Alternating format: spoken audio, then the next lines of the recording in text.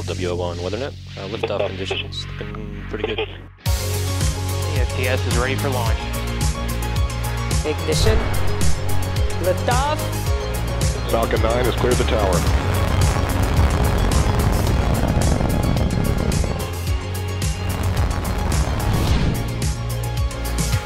Ten, 9, 8, Side booster ignition. 6, 5, 4, 3, 2, 1.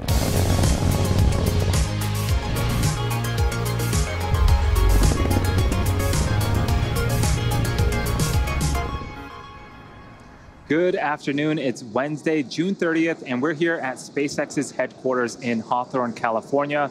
You're looking at a live view of Falcon 9 as it awaits its 3:31 p.m. Eastern Time launch from Space Launch Complex 40 at Cape Canaveral Space Force Station in Florida. My name is Andy Tran. I'm a production supervisor here at SpaceX. Welcome to the webcast for SpaceX's Transporter-2 mission. It's our second dedicated SmallSat Rideshare Program launch and 20th launch of 2021. For those of you who joined us yesterday, you know that we got all the way down to T-minus 11 seconds, but had to stand down from our launch attempt due to rotary aircraft entering the keep-out zone. We are expecting the airways to stay clear today and looking forward to having Falcon 9 deliver the 85 spacecraft and 3 Starlink satellites on board to orbit. Now this includes CubeSats, microsats, and orbital transfer vehicles, sometimes called space tugs, which will deploy their spacecraft after separating from Falcon 9. Today's launch is SpaceX's second polar orbit launch from the East Coast, and only the second polar trajectory since the late 1960s flown out of Cape Canaveral. A polar orbit is one in which satellites pass above the North and South poles as opposed to the equator. SpaceX has worked closely with the Air Force and the FAA to create a trajectory that meets the necessary safety requirements for flight. So far, everything's looking like a great day for a rocket launch at the Cape, and with liftoff in just under 10 minutes, let's take a closer look at Falcon 9. The 2-stage vehicle is standing about 229 feet tall, or slightly taller than a 21-story building. It's named after the Millennium Falcon from Star Wars, and the number 9 indicates the number of Merlin 1D engines on the first stage. Today's mission is the 8th flight for this particular booster. That bottom 2/3 of the vehicle is the first stage. Its objective is to accelerate the vehicle through the Earth's atmosphere to space and then separate from the rest of the rocket. From there, it will make its way back to Earth and target a landing on land this afternoon on Landing Zone 1, which is the pad that you see on screen right now. And if you're an Eastern Florida resident, you might even be able to see Falcon 9 over the ocean or also hear one or more of the sonic booms as Falcon 9 makes its way back to land. On top of the first stage is the black carbon fiber inner stage. It connects the 2 stages and houses the pneumatic pushers that allow the first and second stage to separate during flight.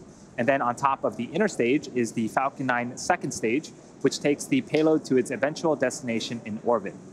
After the first stage separates about 2.5 minutes into flight, the second stage will then carry the 88 spacecraft to orbit. Similar to the first transporter mission, we'll be flying a fuel dome payload tray, which is essentially a small platform mounted on the back end of the second stage fuel dome that will release a handful of spacecraft today. This is worth mentioning as we expect this tray to obstruct one of our 2 Mvac views during flight. At the top of the rocket, you'll notice a large nose cone. This is called the fairing. Encapsulated inside the fairing are all 88 satellites, protecting them until the vehicle is outside of the Earth's atmosphere, at which point the fairing separates to expose the satellites to space. For today's mission, our fairing is making its 3rd flight, and we're also going to be attempting to recover the fairing halves from the water following landing with our chartered recovery vessel, HOS Briarwood. The chief engineer held a technical poll at T-minus 60 minutes, and the launch director held a propellant load and launch go-no-go poll at T-minus 38 minutes. Since the T-minus 35-minute mark, Falcon 9 has been loading propellants. The vehicle is a bipropellant vehicle, which means it uses 2 types of propellants. For fuel, a refined form of kerosene called RP1, and for oxidizer, super chill liquid oxygen, we also refer to that as LOX. Currently, RP1 is fully loaded on the second stage and almost fully loaded on the first stage. Liquid oxygen loading is currently underway. We're also loading helium into storage vessels on the first and second stages. We take cold helium and run it through heat exchangers on the Merlin engines, and this hot helium is used to fill the empty volume in the tanks created by the engine pumps pulling propellant out of the stage. A few seconds ago, engine chill began. This is where we opened the pre-valves between the first stage prop tanks and the 9 Merlin engines. This allows a little bit of cold liquid oxygen to flow into the turbopumps, bringing them down to a temperature close to that of the super chill propellant that will soon be flowing through the engines at liftoff. We're at T-minus 6 minutes and 30 seconds and counting. The vehicle is healthy. We're tracking no issues so far. The range is standing by to support, and the weather is green for today's liftoff. All systems continue to be go for an on-time liftoff at 3:31 p.m. Eastern Time. Stage 1 RP1 load is complete. Today's launch will mark SpaceX's 20th mission of the year and the 127th mission to date. Of the 9 missions flown so far this year, 18 were on reuse booster, and will be the 8th flight for this booster flying on today's mission. Now, if you look at all of the Falcon 9 missions SpaceX has flown to date, half have been flown on flight-proven boosters. Reusability allows SpaceX to fly the most expensive parts of the rocket, which in turn drives down the cost of space access. It also allows us to increase our launch cadence and provide more flight opportunities for our customers like those on board today's mission. In fact, last year, we launched more than any other launch provider in the world. If you've been keeping track, you know our first Transporter mission launched a record-breaking 143 spacecraft. And while there are fewer customer spacecrafts on board today's compared to Transporter-1, we're actually launching more mass to orbit on this mission than the previous one. SpaceX is targeting 3 dedicated rideshare flights to sun-synchronous orbits per year, and we also offer opportunities for a ride to orbit on our Starlink missions, which launch every couple of weeks. Small satellites can ride to space on SpaceX's Falcon 9, Falcon Heavy, as well as Starship in the not-too-distant future. We are under 5 minutes from liftoff. Falcon 9 is now moving into the final stages of the countdown. In a few moments here, the strongback will begin to open up its clamp arms, and once open, it will begin to retract away from the rocket to its pre-launch position, about 2 degrees away from the vehicle. And as Falcon 9 lifts off, hydraulic arms will continue to pull the strongback further away to provide clearance for liftoff. So there was the call out for the clamp arms to start opening up. They are situated right at the bottom of the fairing there.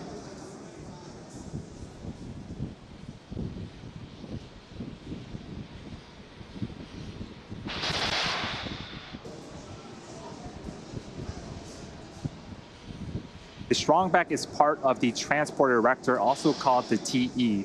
The TE's job is to roll Falcon 9 out to the launch pad, raise it to a vertical launch position, also route power, fluids, and communication to both the rocket and satellite. The TE has a launch mount that the first stage is clamped to, and the strongback that is hinged to that launch mount.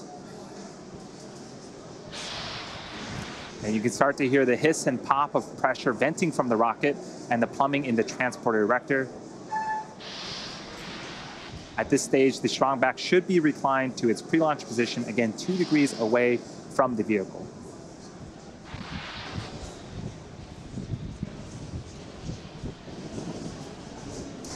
We are just over 3 minutes until liftoff. The vehicle remains in good health. The first and second stages are almost fully fueled.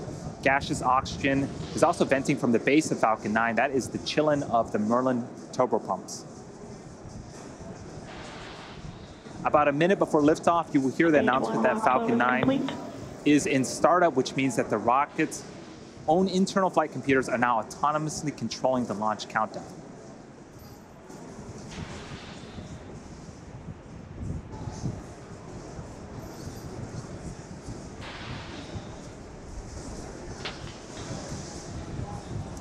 This is a great shot of the fairing, and inside that fairing again are the 88 spacecraft as part of the Transporter-2 mission.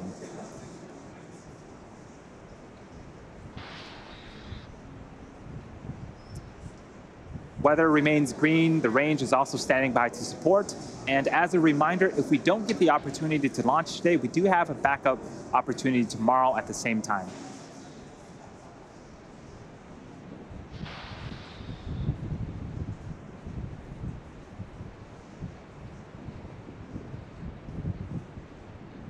Stage 2 lock load is complete. And there was the call up for second stage LOX loading complete. That is the last of propellant loading. Falcon 9 is now fully fueled and ready for liftoff in about 1 minute and 40 seconds.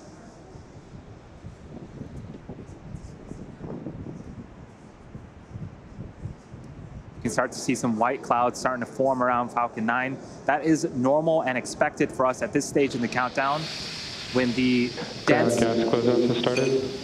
dense cold liquid oxygen meets the warmer ambient air of Florida, it begins to condense and form the white clouds that you see on screen.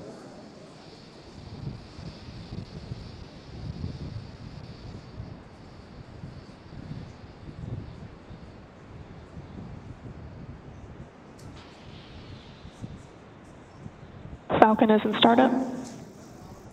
Falcon 9 is in startup. You can start to hear some of the cheers here in Hawthorne.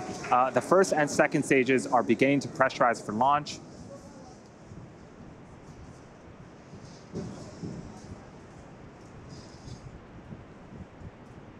Falcon 9, Transporter-2, LD is go for launch. That was the launch director giving the final go for launch. We are T-minus 30 seconds from liftoff. Let's tune into terminal count and watch as the Transporter-2 mission begins.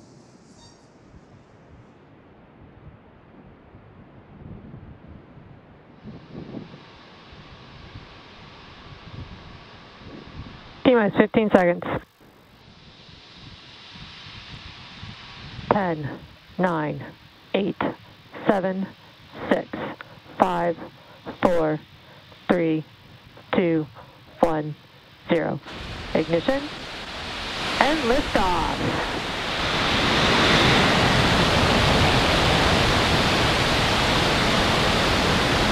Vehicles pitching downrange.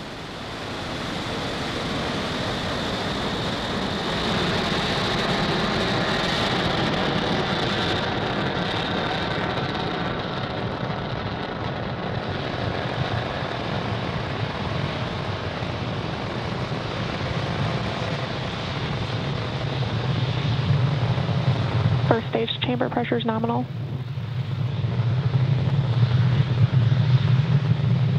We are T-plus 42 seconds into flight. Falcon 9 has cleared the tower, and we're currently throttling down in preparation for max Q.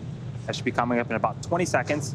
Max Q is where the vehicle will experience the highest amount of aerodynamic pressures. Falcon 9 is supersonic.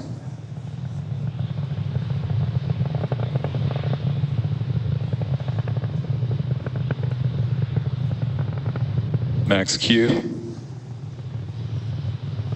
And you heard the call out. We've passed the period of maximum aerodynamic pressure. Falcon 9 is now headed south along the Florida coast. All is looking good with the first stage trajectory. We have 5 events coming up in quick succession in about a minute. The first is main engine cutoff, also known as MECO, followed by stage separation, where the 2 stages will separate from one another. The first stage will then perform a flip to head back towards Florida, and the Mvac engine on the second stage will perform second engine start 1 and ignite that Mvac engine. Then the first stage will also begin its first of 3 burns, the boost back burn.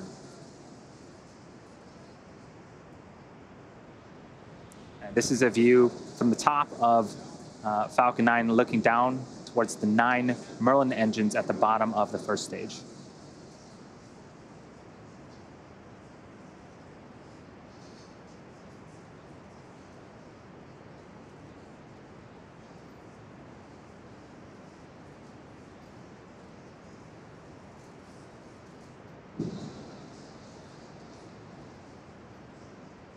Stage separation confirmed.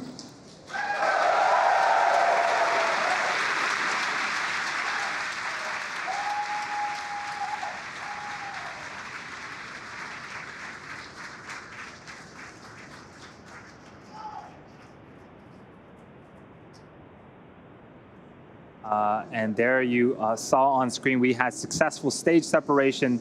The first stage started performing its flip maneuver. And the boost back burn should be ending in about 25 seconds.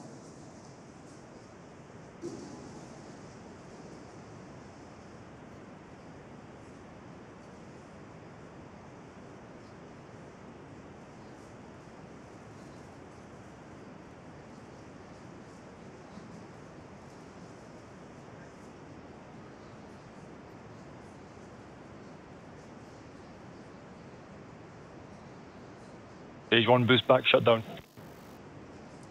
And there was confirmation of a successful boost back burn. Again, that is the first of 3 burns for the first stage. Coming up next is fairing deploy in a few seconds here from the top of the second stage.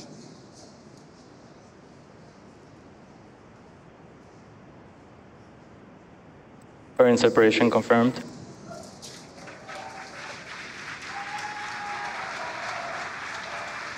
And off come the 2 fairing halves, and they have separated and fallen away from the vehicle, exposing the 88 spacecraft to the vacuum of space. As a reminder, the recovery vessel HOS Briarwood will be attempting to recover the fairing halves today from the water.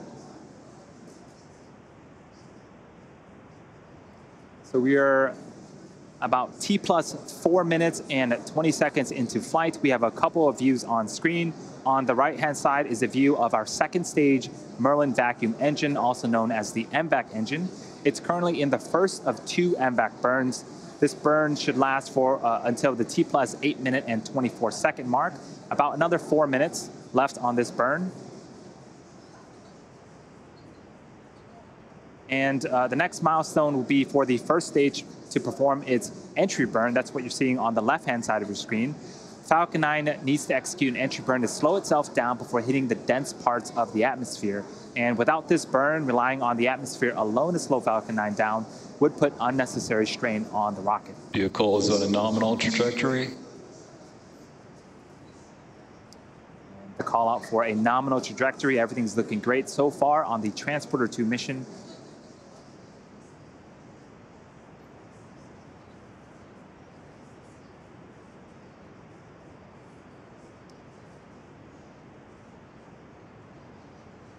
You also notice some honeycomb-like structures have deployed on the first stage on the left-hand side.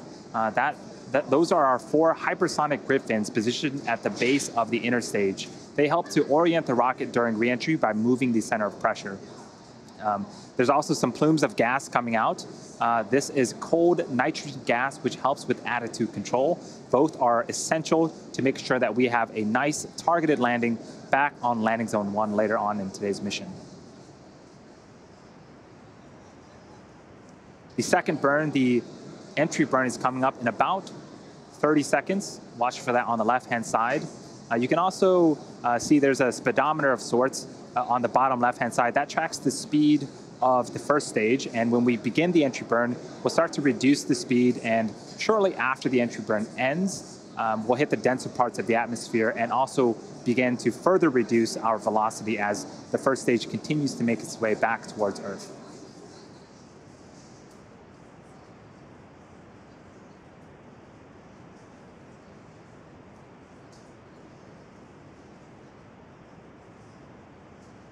Stage 2 FTS is saved.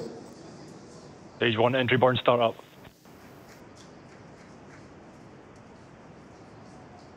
There's the call out, and you can see on screen 3 Merlin engines have relit and are currently slowing down the first stage. This burn is expected to last for another 15 seconds or so. Vehicle on a nominal trajectory. Stage 1 entry burn shut down. And successful completion of our second of 3 burns. As I mentioned earlier, we are going to be attempting to recover the booster for an 8th time back on land at landing zone 1. The first stage has 1 more burn left, the landing burn. It begins just before we touch down and provides the booster with a soft descent before we land.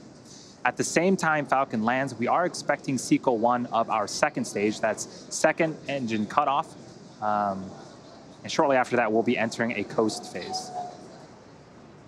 And you can see the Florida coast and landing zone 1 are approaching on the left-hand side of the screen as this booster makes its attempt to land for an 8th time. This is a great shot of the first stage coming down with its landing burn. Stage 2 internal guidance.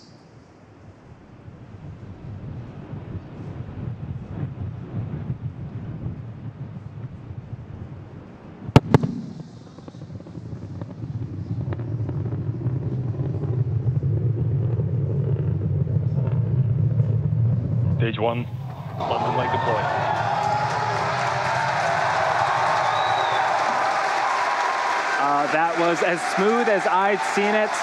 We had phenomenal shots all the way through the landing burn. You heard the sonic booms. This booster has landed for the 8th time. That is the 89th recovery of an orbital class rocket. Stage 1 nominal landing confirmed. And what a way to start Nominal off the orbit Transporter-2 mission. At the same time, we did have successful second stage, second engine cutoff, and confirmation of a nominal orbital insertion. We are now going to coast for the next 45 minutes or so while we wait for second engine start 2. Just a few minutes after that, we'll begin to deploy the 88 spacecraft on board this mission. We will see you back here around the T plus 53 minute and 30 second mark.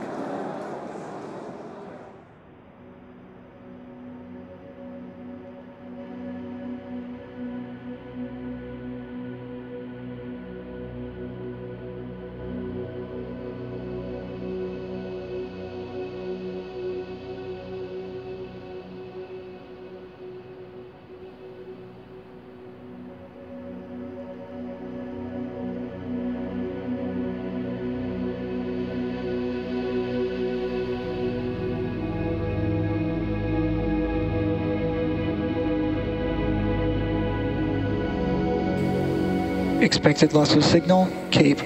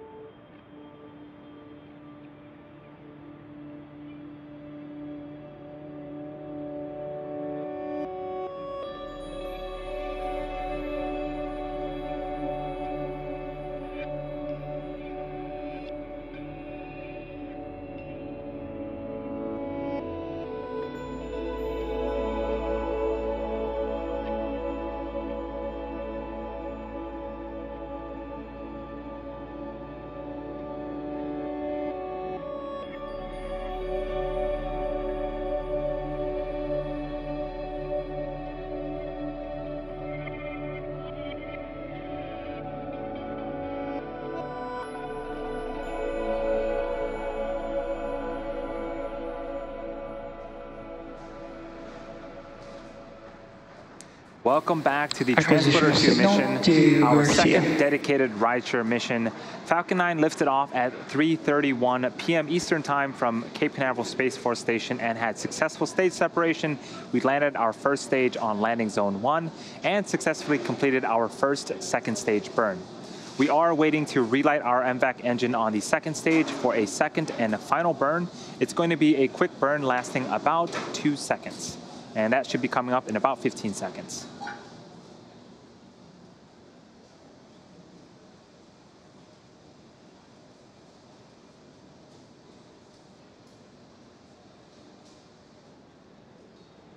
Mvac engine chill underway.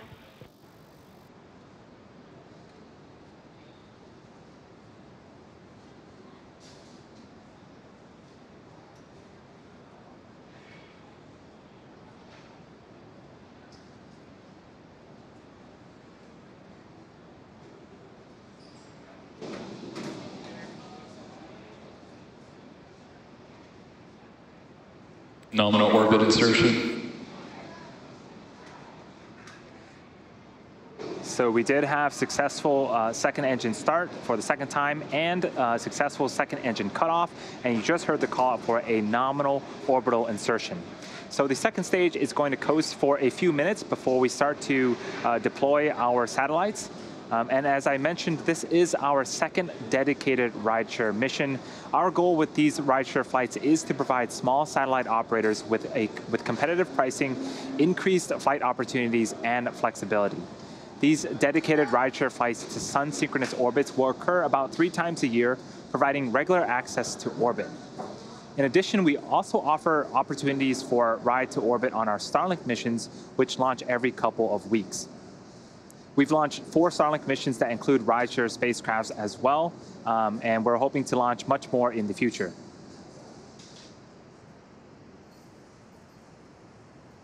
So coming up in about 2 minutes, we are expecting the start of the deployment sequence. There will be 31 deployments for 88 spacecraft, which will occur over a 30-minute period of time. This includes CubeSats, microsats, and orbital transfer vehicles, sometimes called space tugs, which will deploy their spacecraft after separating from Falcon 9, and also 3 Starlink satellites. Many of these deployments will be grouped within seconds of each other, while others may be a minute or more apart. This is a look at the order of deployments between now and the final deployment around the T+1 hour and 27-minute mark. You should hear the call out from our mission operators as each deployment happens. And to keep in mind, most of these deployments include multiple satellites. So while there are 31 deployments, at the end, we will have put 88 satellites into orbit, again, including our 3 Starlink satellites.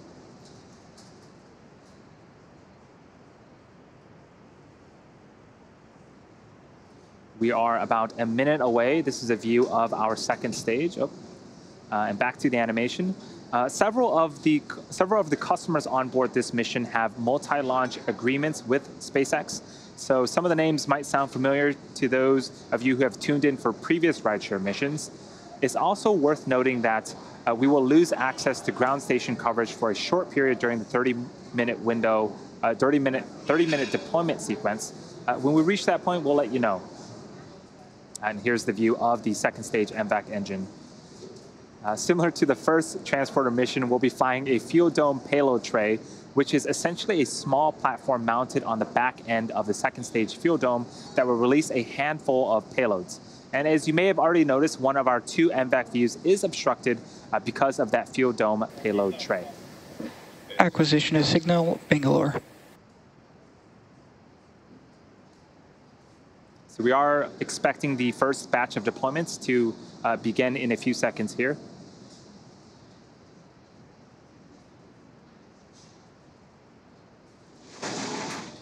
Base 1, separation confirmed.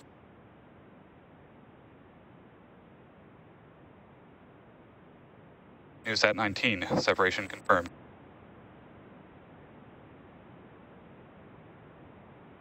First ISI satellite, separation confirmed.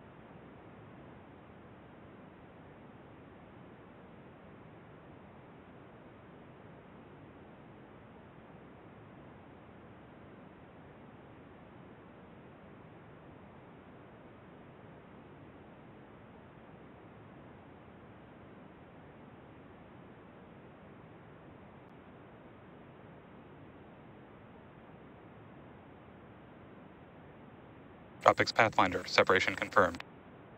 Gnomes 2, separation confirmed.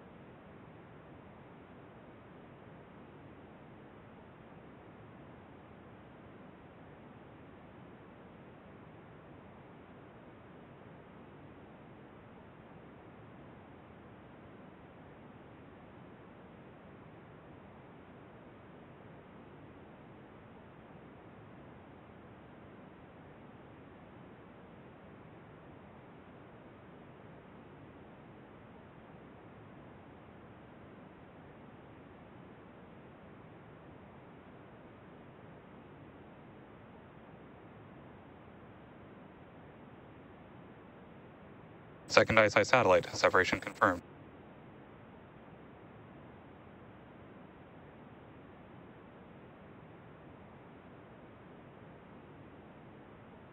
Tyvac 0211, separation confirmed. YAM 3, separation confirmed. Tubin, separation confirmed.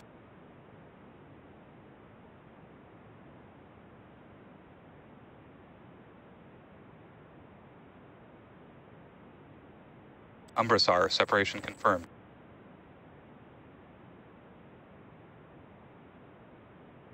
Ion satellite carrier, separation confirmed.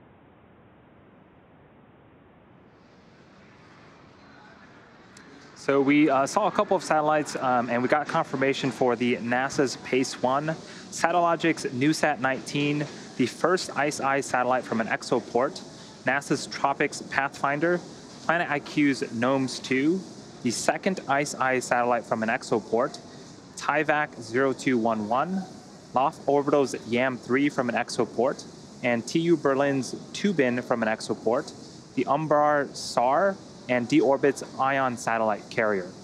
We were expecting to hear the call out for Tyvac 0173, so we're going to check in with the teams and see if we can give you guys an update a little bit later.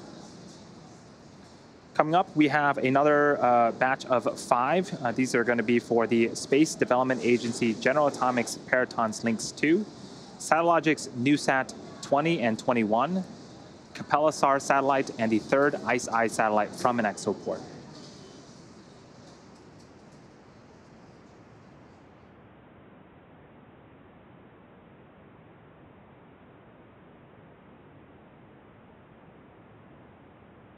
Lynx 2, separation confirmed.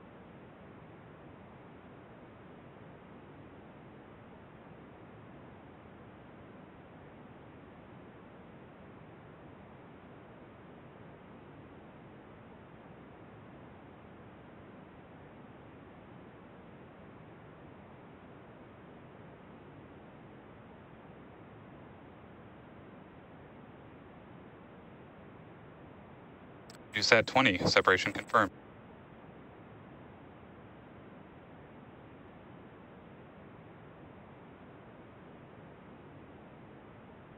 USAT 21, separation confirmed.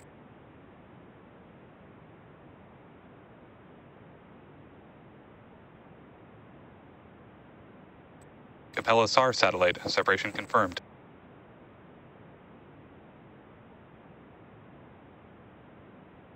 Third ICE-I satellite, separation confirmed.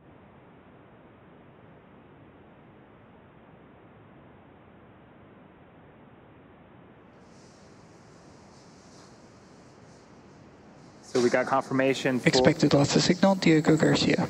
We got confirmation for 5 more deployments. That was the Space Development Agency General Atomics Peritons Lynx 2, Satellogic's NewSat 20 and 21, the Capella SAR satellite, and the third ICE-I satellite from an exoport. For those that are wondering, exoport is an adapter, special adapter built by our ExoLaunch customer. We are about halfway through the 31 total deployments on today's mission. And coming up, we have 2 more deployments. These are going to be for the Space Development Agency General Atomics Lynx 1, as well as the DARPA Space Development Agency Air Force Research Laboratories Mandrake 2 Able.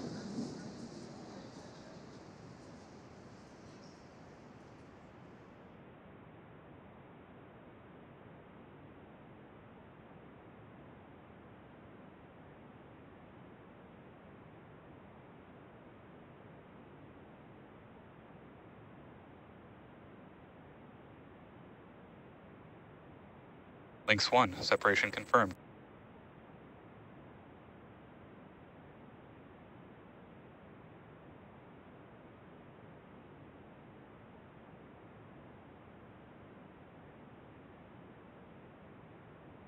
Mandrake 2 able, separation confirmed.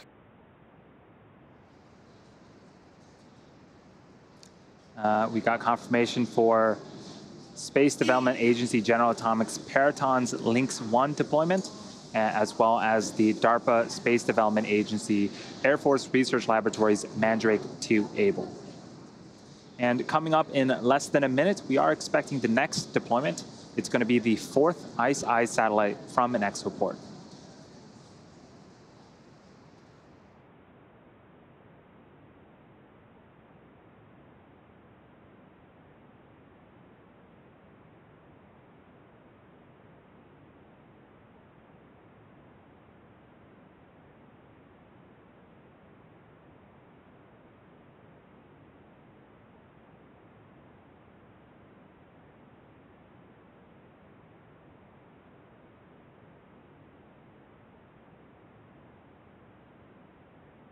Fourth ICE-I satellite, separation confirmed.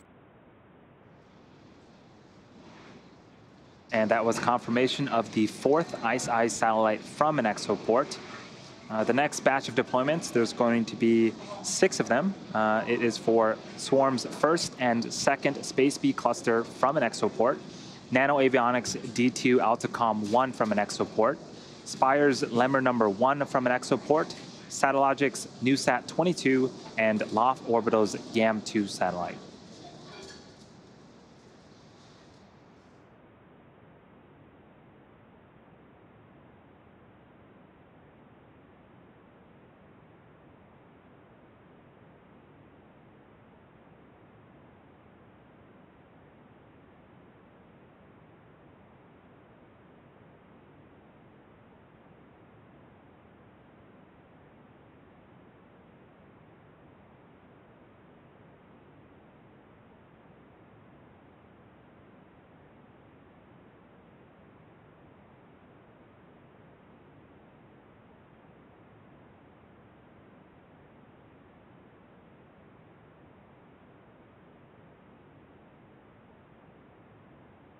First Space B cluster, separation confirmed.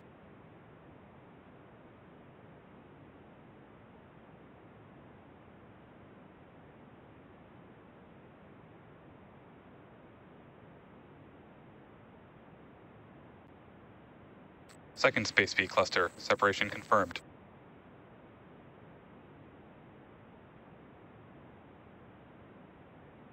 D2 Atlacom 1, separation confirmed. Lemur number 1, separation confirmed.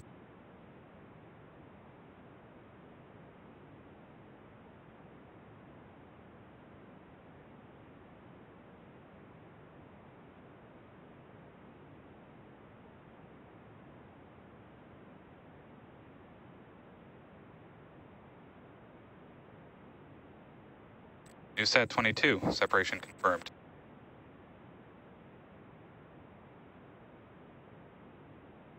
YAM2, separation confirmed. And we got some really cool views of the satellites separating.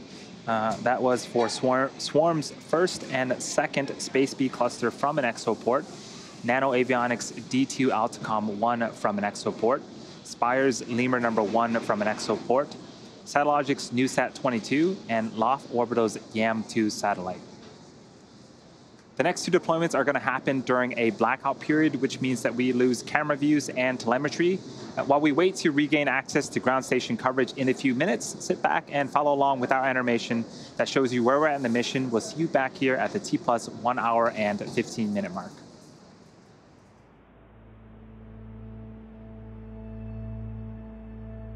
Expected loss of signal, Bangalore.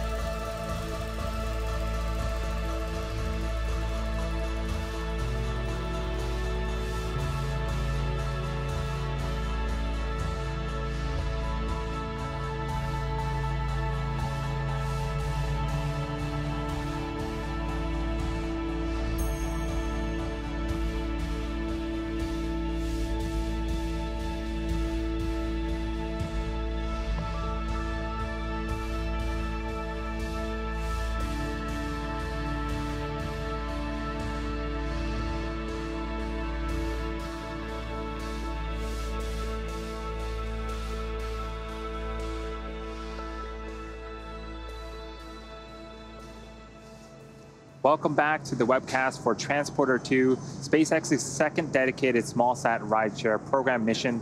On board this mission are 88 spacecraft, including 3 Starlink satellites. We are currently waiting to hear callouts for 2 deployments which occurred during a blackout period with no access to ground station coverage.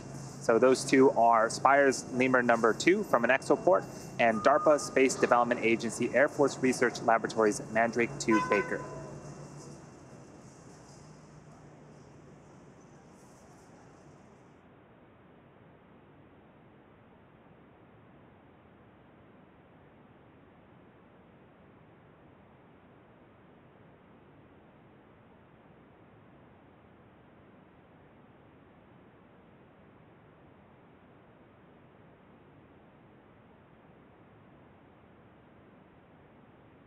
Lemur number 2 and Mandrake 2 Baker, separations confirmed. Acquisition of signals, forward. And there was the confirmation for Spire's Lemur number 2 from an exoport, the DARPA Space Development Agency Air Force Research Laboratories Mandrake 2 Baker satellites. Coming up, the next 2 deployments will happen a few minutes from now. Those will be for Spaceflight Incorporated's Sherpa FX2 and the LTE-1 satellites. And we're going to leave you with a short animation and sit back and follow along, and we'll see you back here once we hear those callouts.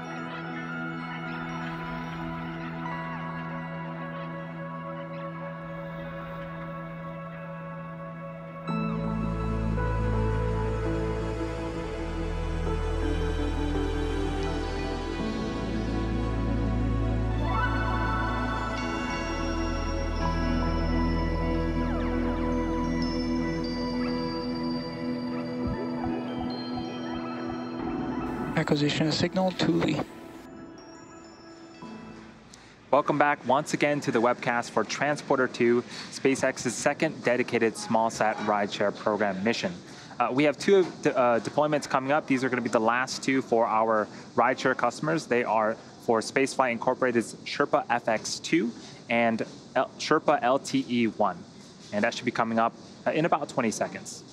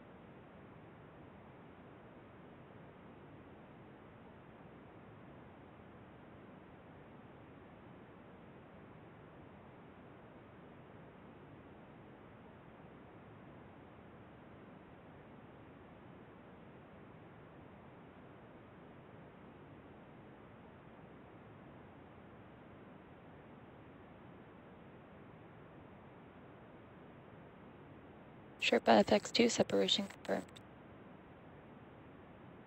Sherpa LTE-1 separation confirmed. And you see on screen and heard the confirmation. We got confirmation of Spaceflight Incorporated's Sherpa FX2 and Sherpa LTE-1 deployment. Now, these are the last of our rideshare deployments for today, but we're not done. We have 3 Starlink satellites to deploy as well. That's going to be coming up in a few minutes here, so sit back. We're going to take a quick break, and we'll see you back here at the T plus 1 hour and 27-minute mark.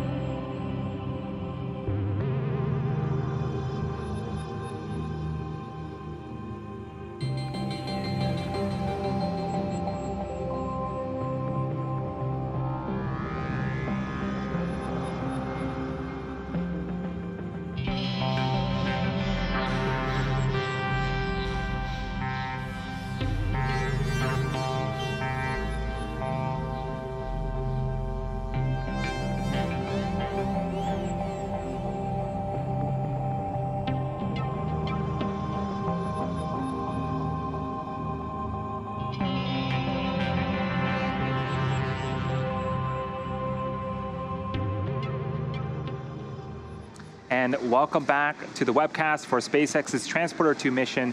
If you're just joining us, we are close to the end of today's mission, which launched this morning from Cape Canaveral Space Force Station in Florida at 3:31 p.m. Eastern Time. We then had 2 successful ignitions and shutdowns of the second stage Merlin vacuum engine, then successful deployment of a majority of our spacecraft for our commercial 0173, and separation confirmed. Government customers. We were also able to successfully recover our first stage for an 8th time on our landing zone. We just had the confirmation of the Mvac 0173 satellite. So all payloads so far are have been confirmed for deployment. And we have 3 Starlink satellites to go, and we are expecting confirmation of that deployment here shortly.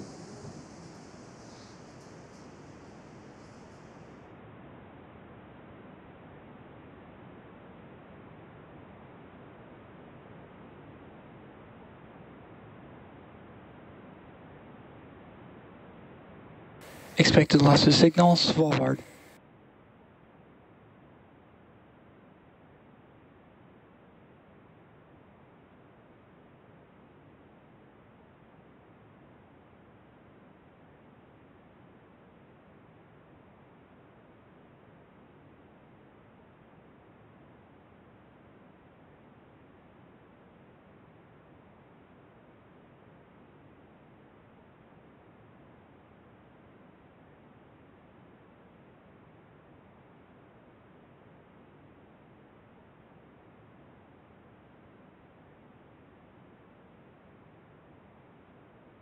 Starlink deploy confirmed. And there goes our 3 Starlink satellites. Again, that is 88 spacecraft confirmed for deployment on today's Transporter-2 mission. With that said, we will be bringing our webcast to an end. We would like to thank all of our rideshare customers for their support on today's mission. We would also like to thank the United States Air Force for range support, as well as the Federal Aviation Administration for licensing. Continue to follow us on SpaceX.com for future missions and milestones, as well as our Twitter and Instagram profiles. And if you are excited by what you've seen today and want to join our team, visit SpaceX.com/careers to learn more about working at SpaceX. And as always, thank you to all of our viewers for your continued support, and have a great rest of your day.